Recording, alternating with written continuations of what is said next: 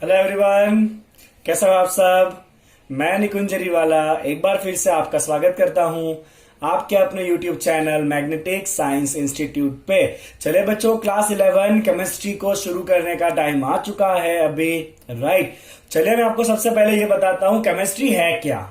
Okay fine, तो अगर chemistry को अच्छे से पढ़ा तो केमिस्ट्री, ना पढ़ा तो मिस्ट्री, है ना। राइट, चलिए केमिस्ट्री जो है ना बेसिकली वो 114 एलिमेंट्स, उनमें से बनने वाले अनगिनत कंपाउंड्स के सारे केमिकल प्रॉपर्टी का स्टडी, और अगर हमने अलग अलग टेम्परेचर या प्रेशर दिया तो किस तरह से वो एलिमेंट या कंपाउंड को हम चेंज कर सकते हैं एक में से दूसरे फॉर्म में।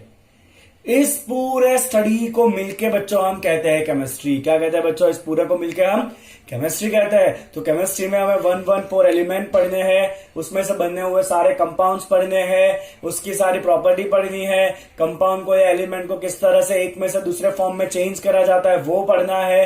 तो इतनी वास्ट स्टडी को हम कहते हैं केमिस्ट्री। ओके, तो केमिस्ट्री की ये पूरी स्टडी को बच्चों 3 पार्ट में ना सब मल्टीप्लाई किया जाता है।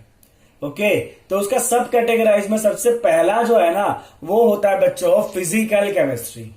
ओके, जो सबसे इजी पार्ट कहा जाता है फिजिकल केमिस्ट्री। इसमें हमें मेनली कुछ न्यूमेरिकल टाइप का काम करना होता है, कंसेप्चुअल काम इसके अंदर ज्यादा होता है, जो सबसे इजी कहा जाता है। Right, okay.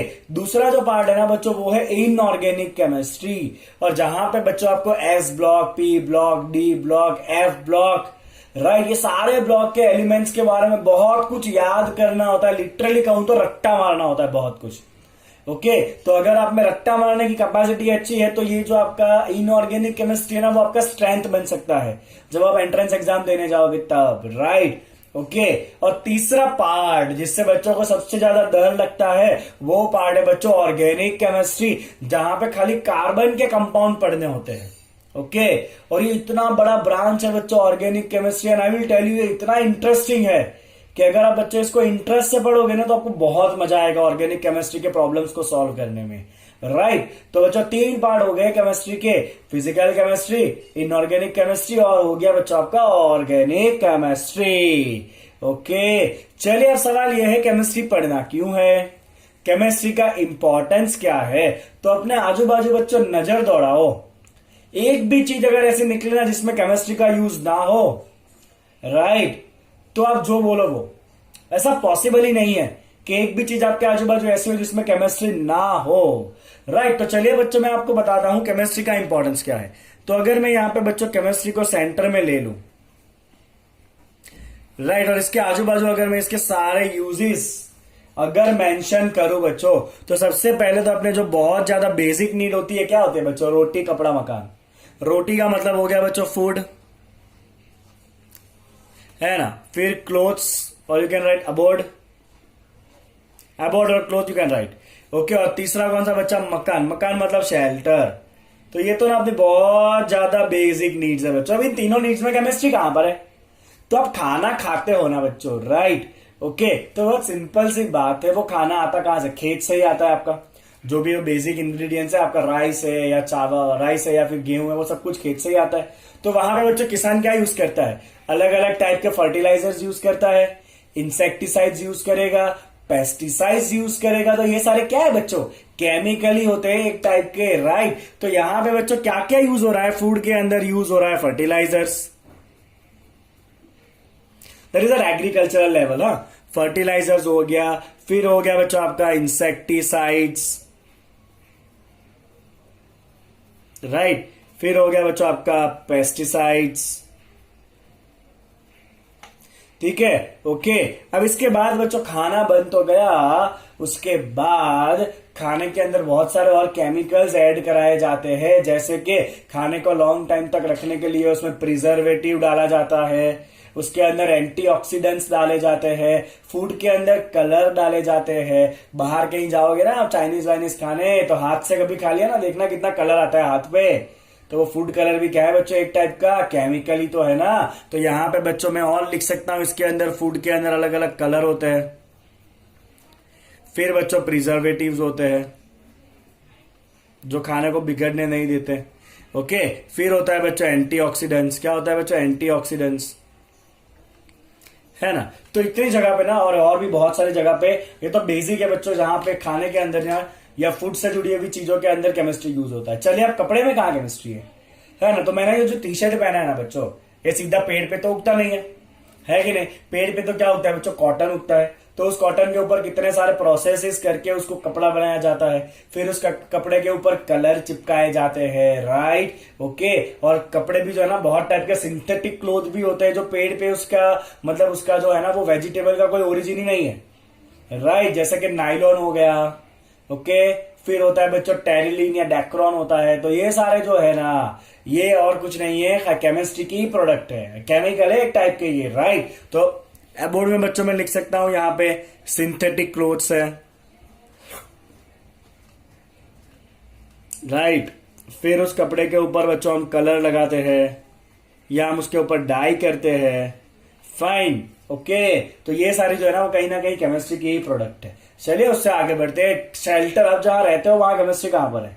तो सीमेंट जो है ना वो सबसे ज्यादा इंपॉर्टेंट कंपोनेंट ही केमिस्ट्री में से बनता है। सीमेंट आपने पढ़ा भी होगा 10th स्टैंडर्ड में, राइट, ओके। तो सीमेंट हो गया, फिर हम प्लास्टर ऑफ पेरिस यूज करते हैं, कलर लगाते हैं। तो वो क्या है बच्चों, और कुछ नहीं है, एक टाइप के केमिकल्स ही है, राइट। तो शेल्टर में बच्चों कहाँ यूज होता है, ये सीमेंट हो गया सबसे ज्यादा इंपॉर्टेंट, ओके। सीमेंट के बाद बच्चों अगर हम कहें तो वो आरसीसी हो गया, री इन्फोर्स कॉन्क्रीट सीमेंट। फिर उसके ऊपर जो कलर करेंगे, राइट। फिर उसके ऊपर बच्चों हम चूना लगाते हैं, ओके। चूने को हम क्या कहेंगे बच्चों, लाइमस्टोन कहेंगे, right. White washing of the wall, okay, fine. तो ये सारे भी जो है ना बच्चों वो और कुछ नहीं है, केमिस्ट्री के ही प्रोडक्ट्स है। चलिए इतना तो हो गया बच्चों। अभी खाना तो खा लिया, और बहुत खाना खा के अगर हम बीमार हो गए तो डॉक्टर के पास जाना पड़ेगा। डॉक्टर देगा बच्चों दवाई, और ये दवाई जो है ना वो और कुछ नहीं है, केमिकल्स ही होते हैं। तो जितने भी टाइप के बच्चों ड्रग्स है, ड्रग्स मतलब दवाइयों को ड्रग्स कहते हैं, राइट। तो जितने भी टाइप के बच्चों ड्रग्स है, मेडिसिन है, ओके, वो और कुछ नहीं है, एक टाइप के केमिकल ही होते हैं। अब यहां पे मैं दो चीजें बच्चों इंपॉर्टेंट मेंशन करने वाला हूं। एक है बच्चों कैंसर। तो कैंसर की ट्रीटमेंट में जो दवाई यूज होती है ना उनके नाम है बच्चों टैक्सोल एंड सिस्प्लेटिन। क्या नाम है बच्चों, कैंसर के सामने जो दवाई यूज होती है वो टैक्सोल एंड सिस्प्लेटिन। और एचआईवी के सामने या एड्स के सामने लड़ने के लिए जो दवाई यूज होती है ना बच्चों उसका नाम है AZT, दैट इज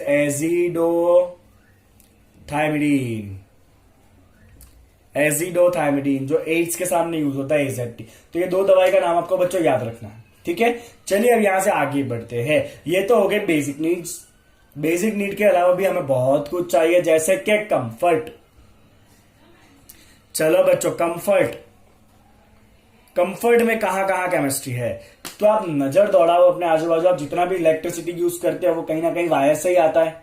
तो वायर के आजू बाजू जो कोटिंग होता है वो क्या है बच्चों, एक टाइप का पॉलीमर है। पॉलीमर इज प्लास्टिक, और प्लास्टिक जो है वो केमिस्ट्री का प्रोडक्ट है, राइट। तो यहां पे बच्चों हम लिख सकते हैं कि पॉलीमर्स। फिर बच्चों आप एसी यूज करते हो ना, है ना, तो उसके अंदर आप जो रेफ्रिजरेंट यूज करते हो वो रेफ्रिजरेंट का एक टाइप का केमिकल ही है। तो यहां पे एक और चीज लिख सकते हैं बच्चों हम, रेफ्रिजरेंट,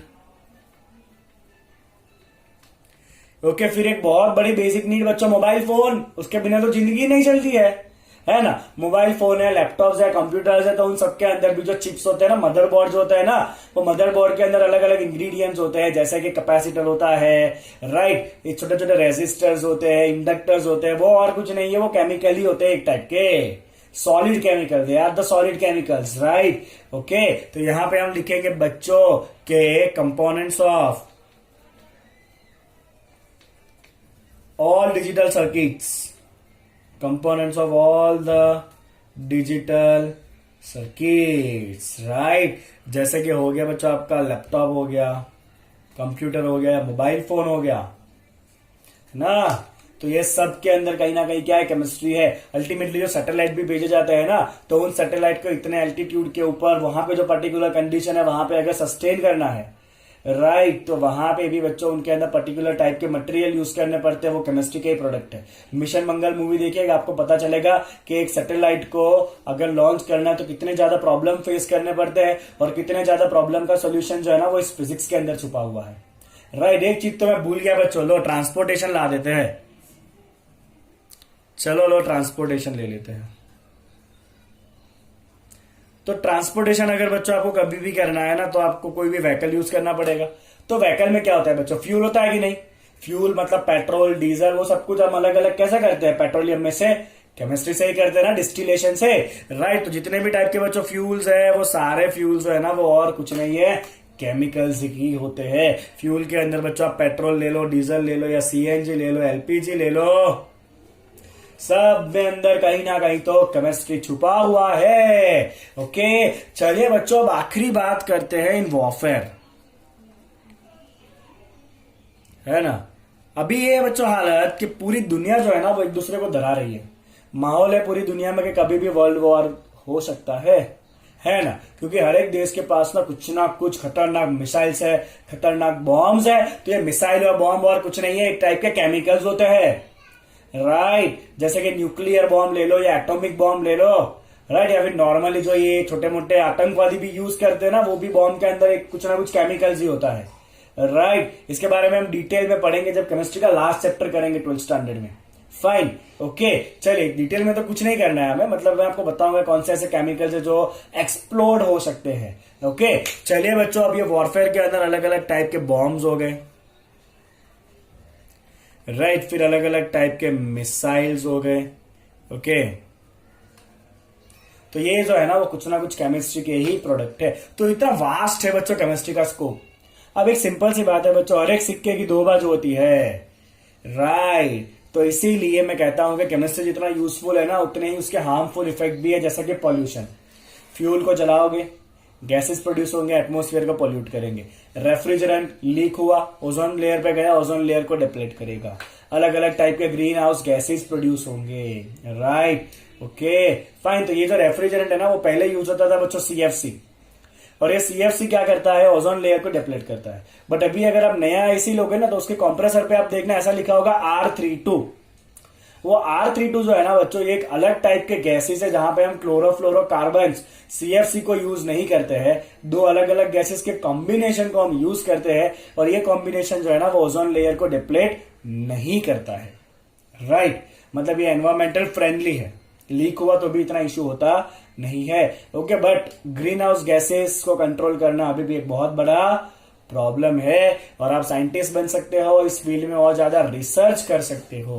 ओके, चलिए बच्चों, तो ये तो हो गया आपका केमिस्ट्री का स्कोप कहां कहां है वो, या इंपॉर्टेंस ऑफ केमिस्ट्री आप कह सकते हो। चलिए अब आगे बढ़ते हैं बच्चों। केमिस्ट्री का सबसे ज्यादा बेस है ना, वो बेस ही है मैटर। कहा जाता है कि पूरा ब्रह्मांड दो चीजों का बना हुआ है, मैटर एंड रेडिएशन। और ये मैटर जो है ना बच्चों, यही आपकी केमिस्ट्री का बेसिस है। तो आपको तो पता ही होगा मैटर क्या है, anything which has mass and occupy space is called as what, matter. Right, अब मैं आपको पूछ लू बच्चों, what are the states of matter, तो आप फटाफट बोलोगे कि sir 3 state, solid, liquid and gas. Okay, और 2 स्टेट भी आपने कहीं ना कहीं सुना होगा बच्चों, plasma and boss Einstein condensate. इसके बारे में आपको डिटेल में कभी नहीं पढ़ना है, बहुत एडवांस लेवल में जब पीएचडी करोगे तो इनको आप एज अ टॉपिक ले सकते हो, plasma and boss Einstein condensate को। बाकी तो बच्चों हमें अभी तो सॉलिड, लिक्विड और गैस पे ही काम करना है। ओके, चलिए तो आगे बढ़ा जाए अब यहां से। चले बच्चों, तो सॉलिड, लिक्विड और गैस जो है ना, उसके कुछ प्रॉपर्टीज फटाफट पढ़ लेते हैं। मैंने टेबुलेट कर लिया इसको। चलिए, आपको तो पता ही होगा वैसे भी, सॉलिड को शेप होता है, यस, फिक्स होता है शेप। लिक्विड को शेप होता है ना, जिस कंटेनर में डालोगे वैसा शेप अज्यूम कर लेता है। गैस, वो भी जिस कंटेनर में लोगे उसका शेप अज्यूम कर लेगा। तो गैस को भी कोई शेप होता नहीं है। चले, वॉल्यूम, सॉलिड का वॉल्यूम फिक्स है, ऑब्वियसली यस। लिक्विड का वॉल्यूम फिक्स है, यस, क्योंकि अगर आपके पास 1 लीटर लिक्विड है ना, तो उस 1 लीटर लिक्विड को आप किसी भी कंटेनर में डालो, रहना तो 1 लीटर ही है। मतलब लिक्विड का वॉल्यूम कैसा होता है, फिक्स होता है। चलिए गैस के बारे में बात करते हैं। गैस का वॉल्यूम फिक्स होता है ना, गैस को तो जितनी जगह मिलेगी ना, वो सारी जगह ऑक्यूपाई कर लेता है। मतलब गैस का वॉल्यूम फिक्स नहीं है। उसको आप छोटे से गुब्बारे में भी ले सकते हो, और अगर गुब्बारे को फोड़ा तो वो पूरे रूम में फैल जाएगा। मतलब उसका वॉल्यूम जो है वो फिक्स होता नहीं है। चलिए, अट्रैक्शन फोर्सेस, सॉलिड में पार्टिकल बहुत ज्यादा स्ट्रांगली अट्रैक्टेड होते हैं, तो यहां पर अट्रैक्शन फोर्स कैसा होगा, वेरी स्ट्रांग। ओके, गैस में पार्टिकल अलग अलग घूम रहे हैं, मतलब attraction force is very weak. Liquid में क्या कहोगे बच्चों? लिक्विड को हम कहेंगे इंटरमीडिएट। क्या कहेंगे बच्चों? इसको हम इंटरमीडिएट कहेंगे, राइट। इंटरएक्शन फोर्स दोनों के बीच का कोई होगा। चलिए डिस्टेंस, पार्टिकल के बीच का डिस्टेंस। तो सॉलिड में तो पार्टिकल बहुत क्लोज क्लोज होंगे, तो distance is very small. Gas में पार्टिकल बहुत दूर दूर दूर है, तो डिस्टेंस इज वेरी लार्ज। यहां पे क्या लिखोगे बच्चों? मॉडरेट या इंटरमीडिएट, दोनों के बीच का। सॉलिड से ज्यादा, लिक्विड से, सॉलिड से ज्यादा, गैस से कम। ठीक है, चलिए प्रेशर ही एक इंपॉर्टेंट पॉइंट है। सपोज ये आपका एक कंटेनर है और इसमें बच्चों आपने सॉलिड रखा है, पार्टिकल बहुत ज्यादा क्लोज क्लोज है, दिख रहा है ना आपको? है ना? तो सॉलिड खाली बॉटम के ऊपर ही प्रेशर एक्सर्ट करता है।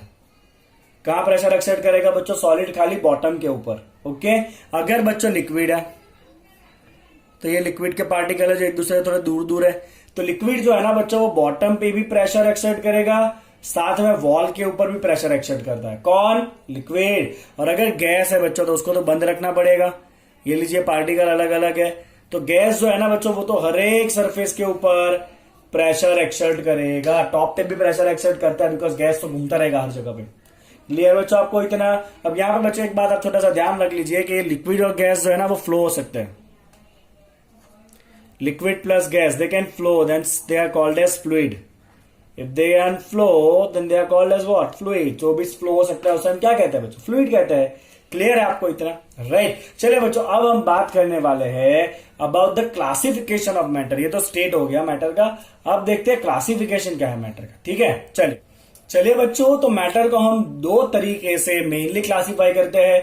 एक है प्योर मैटर, दूसरा बच्चा है मिक्सचर, राइट। चलिए प्योर मैटर के अंदर या प्योर सब्सटेंस के अंदर भी हम दो सब कैटेगराइज करेंगे, that is elements and the compound. चलिए सबसे पहले बात करते हैं बच्चों अबाउट एलिमेंट्स। तो एलिमेंट्स क्या होता है बच्चों? तो जब एक ही टाइप के सारे एटम जुड़ते हैं तो उसे कहते हैं element. So it contain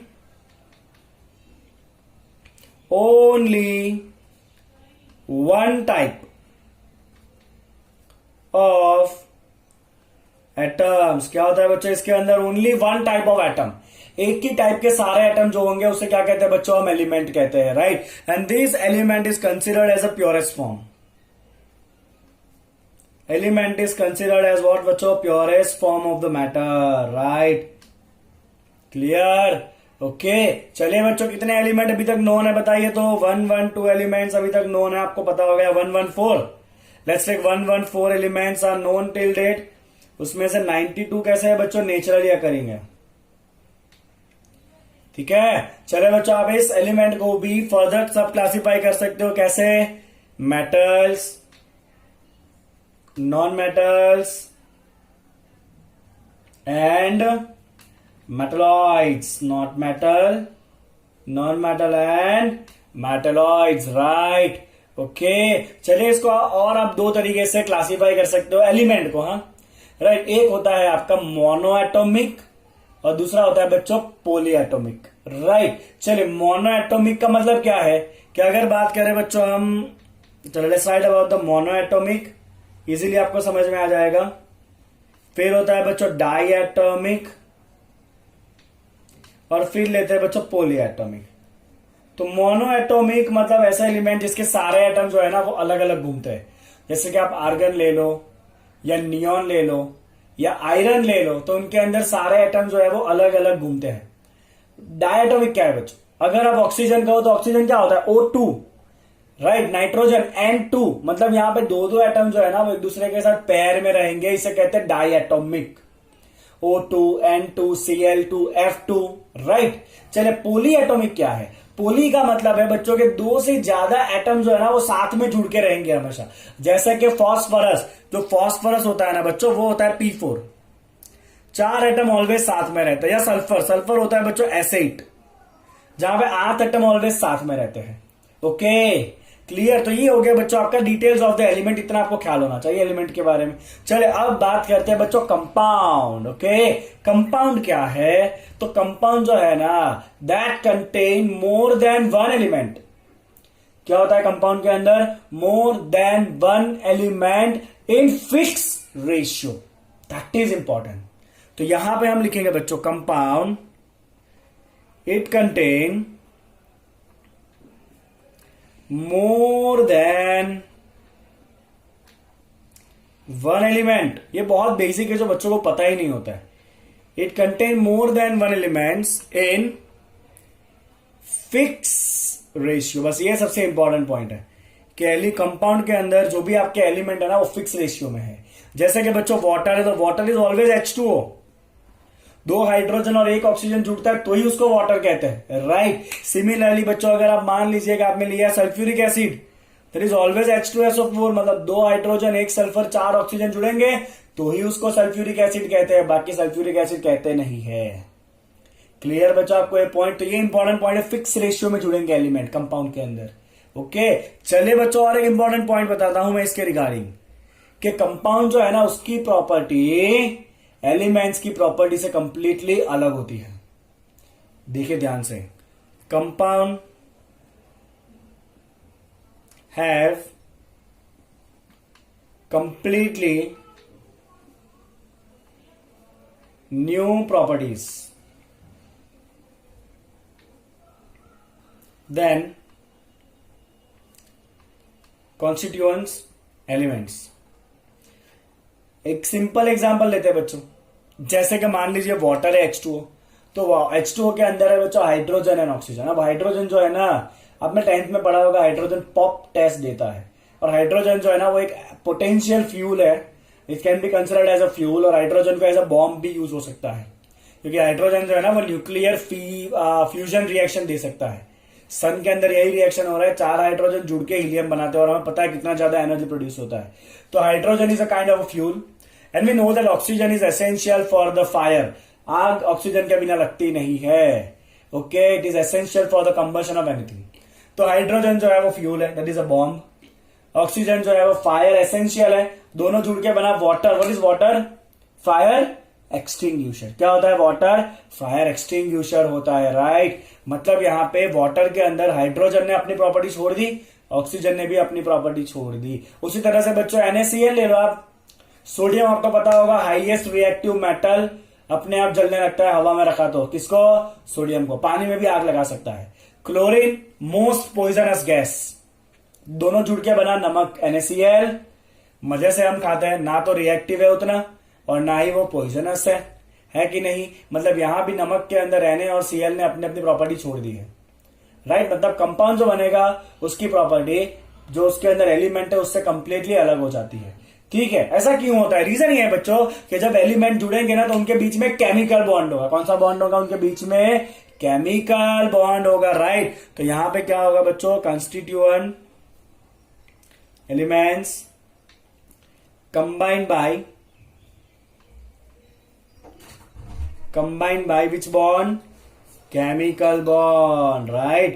constituent particle किस बॉन्ड से जुड़ेंगे बच्चों?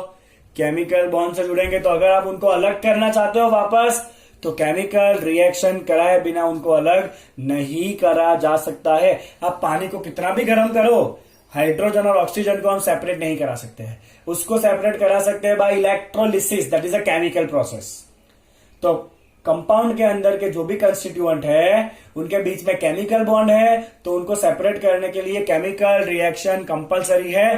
फिजिकल प्रोसेस से हम कंस्टिट्यूएंट को अलग नहीं कर सकते हैं in the case of compound, right. Okay, तो यहां पे लिखेंगे बच्चों आखिरी point, constituent can be separated bye which reactions? Chemical, I hope you can see it, right? Chemical reactions only। मुझे एक ही पेज के अंदर आपको पूरा नोट्स देना, that's why I'm writing like this, okay? Chemical reactions only। You can only separate the constituent by the chemical reaction। Physical process से हम इसको अलग नहीं कर सकते हैं। क्लियर बच्चों आपको कंपाउंड के अंदर, राइट। चलिए अब मिक्सचर क्या होता है, लेट्स सी दैट क्विकली। तो मिक्सचर जो है ना, दैट कंटेन वन और मोर than one, let's say more than one pure substance. मतलब या तो मोर देन वन एलिमेंट या मोर देन वन कंपाउंड जुड़ेंगे, and that too in the any ratio, no fix ratio. तो मिक्सचर के अंदर क्या होता है बच्चों? Mixture contain more than one pure substance. मतलब मोर देन वन एलिमेंट होगा या मोर देन वन कंपाउंड होगा इन एनी रेशियो, मतलब यहां पे कोई रेशियो फिक्स नहीं है। आप सिंपल सा एग्जांपल लो ना बच्चों, नींबू शरबत, उसके अंदर आप जो जो चीजें डालोगे उसका कोई प्रपोर्शन फिक्स नहीं होता कि इतना ही डालना है, इसको शरबत कहता है, ऐसा नहीं होता है। जिसकी मर्जी, जिसको जो ज्यादा डालना है डाल सकता है। It is still can be called as a sharbat, right. Okay, clear बच्चों। तो मिक्सचर के अंदर एक से ज्यादा प्योर सब्सटेंस होगा, दैट इज एनी रेशियो, किसी भी रेशियो में वो हो सकता है, राइट। चलिए हम यहाँ पे एग्जाम्पल ले सकते हैं बच्चों, air, it contain number of gases. Okay, then any kind of the alloy that is a mixture of more than one metal. Okay, or you can say soil. Soil contain number of things in any ratio. Alright. Okay, these are the example of what? Mixtures. चलिए अब एक और बात बच्चों, mixture जो है ना उसके अंदर कंस्टिट्यूएंट एलिमेंट या कंस्टिट्यूएंट जो भी होंगे ना वो अपने अपने प्रॉपर्टी को होल्ड करते हैं, प्रॉपर्टी छोड़ते नहीं है। आप शरबत का या एलोय का एग्जांपल लो। चलिए एलोय आपको पता होगा बच्चों, 22 carat gold, that is a mixture of gold and copper. Gold का काम है उसको कोरोजन से बचाना, चमक देना, गोल्ड वो करता रहता है मिक्स होने के बाद भी। कॉपर का काम है स्ट्रेंथ देना, कॉपर अपना काम करता रहता है मिक्स होने के बाद भी, राइट। तो यहां पे बच्चों हम लिख सकते हैं कि mixture property, mixtures properties are combination of, it is a combination of properties of constituents, combination of the properties of the constituents। किसके अंदर बच्चों? मिक्सचर के अंदर हर कोई अपनी प्रॉपर्टी को पकड़ के रखता है, छोड़ता नहीं है। क्लियर इतना पॉइंट? चलिए ऐसा क्यों? क्योंकि मिक्सचर के अंदर जो भी कंस्टिट्यूएंट है ना उनके बीच में फिजिकल बॉन्ड बना है, केमिकल बॉन्ड नहीं बना है। तो यहां पे हम लिखेंगे बच्चों, कंस्टिट्यूएंट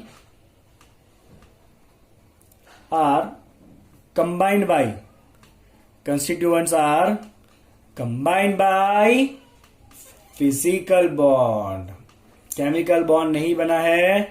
कौन सा बॉन्ड होता है बच्चों यहां पे? फिजिकल बॉन्ड होता है। Is that clear? समझ आया आपको बच्चों इतना?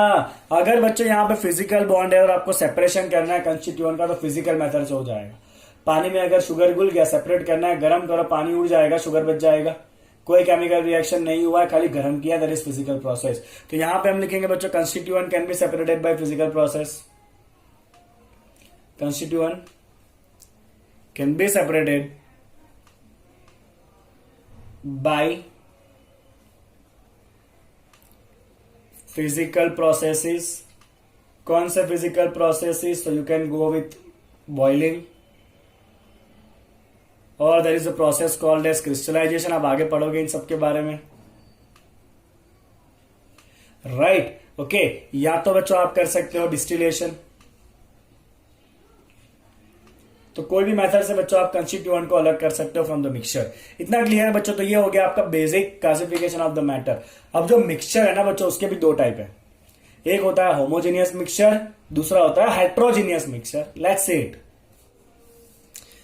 चलिए आइए बच्चों तो देख लेते हैं हम type of the mixture.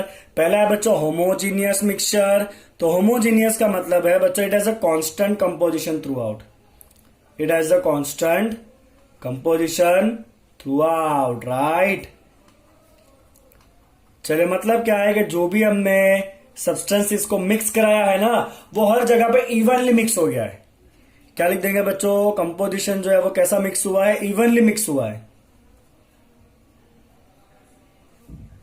Evenly mixture of the constituent. Okay, चलिए बहुत इंपॉर्टेंट है बच्चों in the case of alloys. जो एलॉय है ना उसके अंदर सब कुछ इवनली मिक्स होना चाहिए हर जगह पे। अगर 22 कैरेट गोल्ड है और अगर कॉपर इवनली मिक्स नहीं हुआ, तो जहां पे कॉपर कम है वहां से तो वो गोल्ड टूट जाएगा। मतलब वहां पे सब कुछ इवनली मिक्स होना चाहिए। तो आप सिंपली बच्चों एग्जांपल ले सकते हो, एयर भी एक होमोजीनियस मिक्सचर होगा, सारे गैस इवनली मिक्स होते हैं। फिर आप एलॉय ले सकते हो, राइट। तो इन सारी जगह पे बच्चों क्या है, जो कंस्टिट्यूएंट है वो इवनली मिक्स होते हैं, या उसका कंपोजिशन कैसा होता है हर जगह पे सेम होता है। मैं एयर का सैंपल यहां से लूं, यहां से लूं या यहां से लूं, हर जगह पे उसका जो कंस्टिट्यूएंट है वो कैसा रहना है? सेम रहने वाला है। चलिए बच्चों हेट्रोजीनियस मिक्सचर क्या है? तो हेट्रोजीनियस आप समझ ही चुके होंगे। इसका क्या होगा बच्चों? Varying composition, varying composition throughout, right. Okay, that is unevenly mixture, और you can write uneven mixture. Suppose मान लीजिए बच्चों के आपसे आयरन पाउडर के साथ सपोज वुड पाउडर मिक्स हो गया, या फिर मान लीजिए आपसे गलती से ना शुगर और सॉल्ट मिक्स हो गए, तो जरूरी नहीं है कि हर जगह पे इवनली मिक्स हुआ होगा, कहीं पे शुगर ज्यादा रह गया होगा, कहीं पे सॉल्ट ज्यादा रह गया होगा। That is called as heterogeneous mixture. क्या कहते हैं बच्चों इसको हम? हेट्रोजीनियस मिक्सचर कहते हैं। बोले इतना आगे आपको समझ में मैटर का पूरा क्लासिफिकेशन आपको क्लियर है। प्योर था, फिर इम्प्योर था, इम्प्योर के अंदर मिक्सचर आता है, प्योर में आता है आपका एलिमेंट एंड कंपाउंड्स, मिक्सचर के अंदर आता है होमोजीनियस एंड हेट्रोजीनियस। कंपाउंड के अंदर फिक्स प्रपोर्शन, मिक्सचर के अंदर एनी प्रपोर्शन। कंपाउंड के अंदर केमिकल बॉन्ड, मिक्सचर के अंदर फिजिकल बॉन्ड। कंपाउंड के अंदर प्रॉपर्टी चेंज हो जाती है, मिक्सचर के अंदर प्रॉपर्टी रिटेन होती है। चलिए इतना इसका डिफरेंस था। क्लियर है एकदम आपको? फाइन। चलिए अब हम बात करते हैं बच्चों प्रॉपर्टीज ऑफ मैटर। ये बहुत सिंपल सिंपल से कुछ टॉपिक है, डिस्कशन करना थोड़ा जरूरी है। जितना काम का है उतना ही हम डिस्कशन करेंगे। तो मेनली बच्चों दो टाइप के प्रॉपर्टी होते हैं, एक होता है फिजिकल प्रॉपर्टीज और दूसरा होता है बच्चों chemical properties. Okay, physical properties के अंदर आप कौन कौन ले सकते हो बच्चों? आप ले सकते हो बॉइलिंग पॉइंट, राइट, फिर आप ले सकते हो उसका वॉल्यूम, और you can take the density.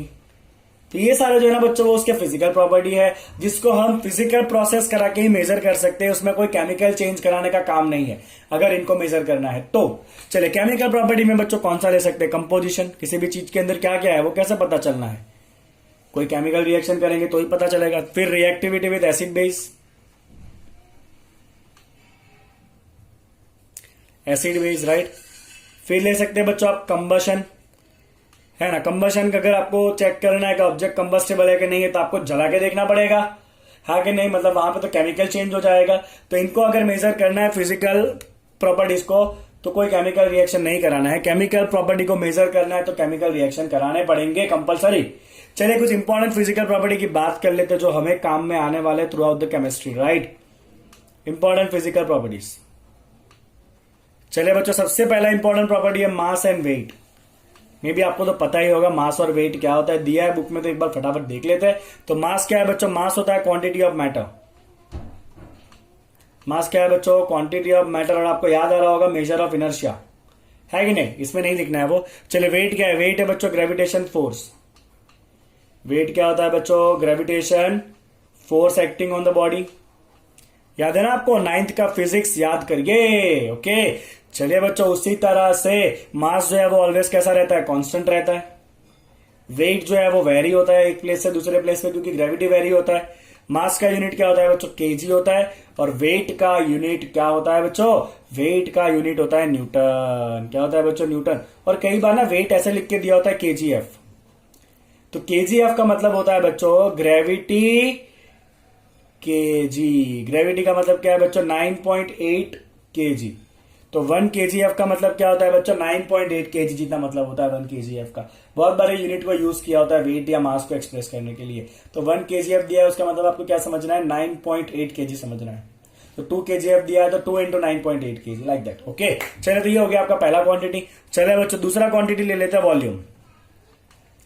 Volume क्या होता है बच्चों? वॉल्यूम होता है space occupied by the body. Body कितना स्पेस ऑक्यूपाई करेगा उसे हम क्या कहते हैं? वॉल्यूम कहते हैं। चलिए यूनिट बताइए वॉल्यूम के। तो आप बहुत तेज हो तो आप यूनिट में क्या बताओ बच्चों? मीटर क्यूब बताओगे। और ये केमिस्ट्री के अंदर ना वॉल्यूम का यूनिट यूज होता है बच्चों लीटर। 2 कन्वर्जन है जो आपको दिमाग में रखने हैं। पहला कन्वर्जन है बच्चों आपका कि 1 litre is equal to 10⁻³ metre cube. क्या है बच्चों? 1 litre is equal to 10⁻³ metre cube. और you can say 1 metre cube is equal to, इसको सामने ले लो, 1000 लीटर।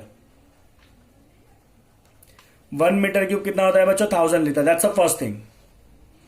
ओके, और दूसरी बात बच्चों 1 centimetre cube is equal to 1 ml। 1 centimetre cube volume कितना होता है बच्चों? ml में 1 ml होता है। इतना 2 कन्वर्जन आप याद रख लीजिए कि 1 metre cube is equal to 1000 ml and 1 ml is equal to 1 centimetre cube. इतना आपके दिमाग में चला जाना चाहिए क्योंकि बहुत बार हमें इसको कन्वर्ट करना पड़ेगा। तो लीटर दिया है 10⁻³ मीटर क्यूब, मीटर क्यूब दिया है 1000 लीटर एंड 1 सेंटीमीटर क्यूब को कई बार ऐसे सीसी भी लिखा होता है। आपको कुछ पता होना चाहिए, सीसी बाइक का होता है ना। सीसी का मतलब होता है 1 ml। Centimetre cube is CC. तो 1 सीसी का मतलब कितना होता है बच्चों, 1 ml होता है। तो ये कुछ यूनिट्स है किसके, वॉल्यूम के। ओके, चलिए थर्ड प्रॉपर्टी की बात करते हैं बच्चों, डेंसिटी।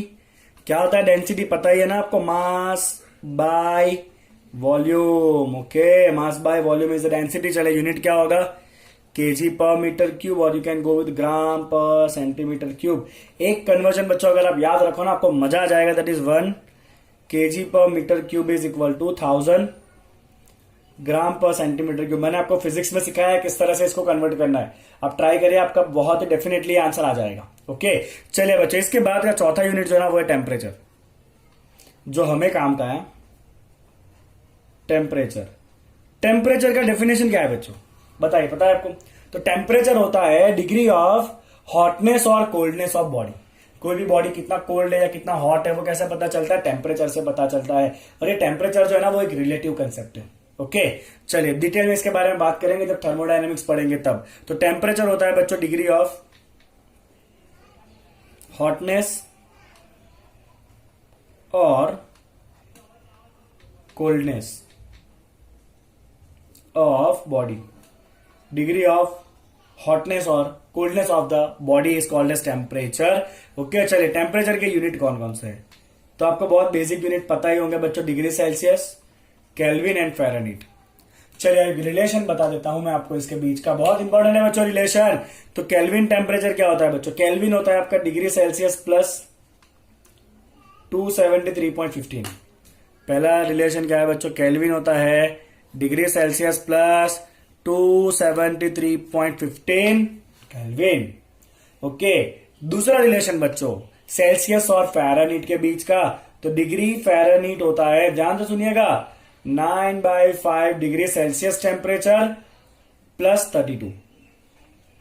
कितना होता है बच्चों फ़ारेनहीट, 9/5 डिग्री सेल्सियस प्लस 32। क्या होता है फ़ारेनहीट, 9/5 डिग्री सेल्सियस प्लस 32 क्या होता है बच्चों, ये फ़ारेनहीट होता है। चलिए कुछ 2-3 न्यूमेरिकल करते हैं इससे जुड़े हुए, ताकि आपको इजीली ये समझ में आ जाए पूरा टॉपिक। ओके, चलिए बच्चों मैं आपको कन्वर्जन दे रहा हूं, आप मुझे बताइए कि 50 degree Celsius is how many Fahrenheit and how many kelvin. ठीक है ना, चलिए पहले केल्विन कन्वर्जन कर लेते हैं बच्चों। तो केल्विन क्या होता है बच्चों, degree Celsius plus 273.15 degree Celsius 50 है, प्लस 273.15 कितना हो जाएगा बच्चों, ये 323.15 केल्विन। चलिए केल्विन आंसर आ गया। फ़ारेनहीट में चलते हैं, राइट। चलिए फ़ारेनहीट क्या करेंगे, तो फ़ारेनहीट होता है बच्चों आपका 9/5 degree Celsius plus 32, that is 9/5। चलिए डिग्री सेल्सियस कितना है, 50 डिग्री सेल्सियस है, प्लस 32, सॉल्व इट।